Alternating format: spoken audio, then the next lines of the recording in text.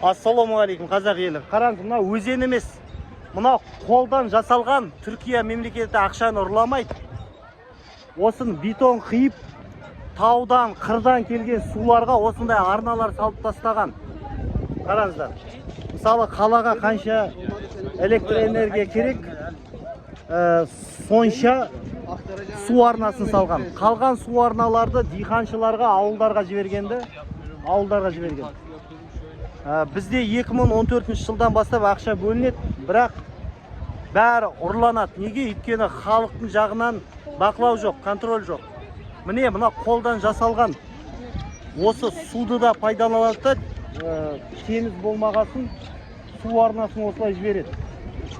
Осы бәрі қолдан жасалған. Осы су арнадан электроэнергия алады. Осындай мыңдаған су арналар бетон қиып, баяғыда салып тастаған. Бізде 2014 жылдан бастап ақша бөлінеді, бірақ пайда жоқ. Неге? Өйткені қазақтар саясатқа араласпайды. Саясатқа араласпаған кесірінен бүкіл миллиардтаған ақша ұрланып, Дубайға, шетелге көшіп, үлкен зәулім сарайлар алып, біз жүрміз. Анау су басып жүр 2014 жылдан бастап.